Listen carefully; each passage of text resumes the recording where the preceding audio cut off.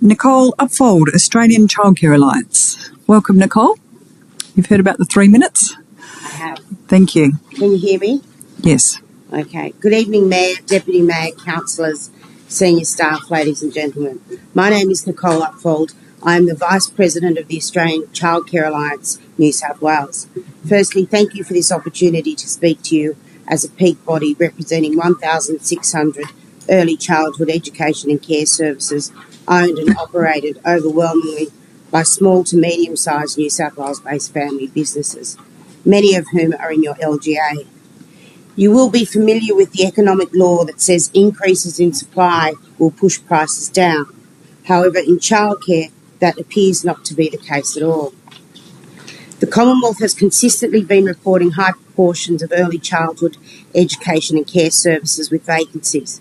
In fact, their most recent report stated that such proportions of services having vacancies have reached their newest peaks, with 93% of long daycare, 93% of family daycare and 95% of out-of-school hours care services stating they all have vacancies.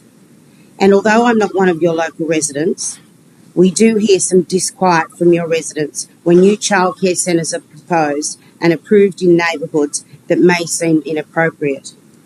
We believe that since the State Environment Planning Policy was introduced in 2017, it is local councils and their local communities who have lost the significant amount of local sovereignty to properly regulate local childcare supply. Hence, since the SEP's introduction, we've been campaigning for changes, especially the restoration of appropriate local regulatory powers to local councils and local communities.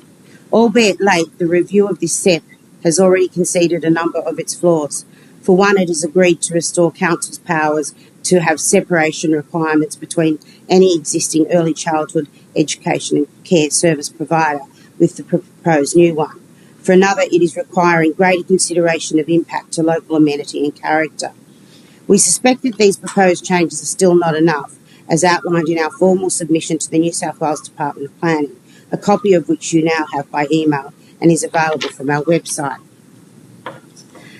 As part of our ongoing advocacies, it is also worth noting that the New South Wales Department of Education and the Australian Building Codes of Australia are conducting their respective reviews about children's safety in terms of emergency and evacuations from childcare centres, especially in multi-storey buildings. As a peak body, we continue to engage with numerous local councils who are experiencing childcare oversupply. One of the largest has just invited us to a councillors' workshop to consider the SEP, their local environment plan and developmental controls, as well as their own advocacies to both the New South Wales Government and Federal Government. I'm grateful for you listening to me this evening, and we're happy to assist Willoughby Council if you have similar concerns. Thank you, Nicole, for your presentation this evening. Right, Emma and Nicole.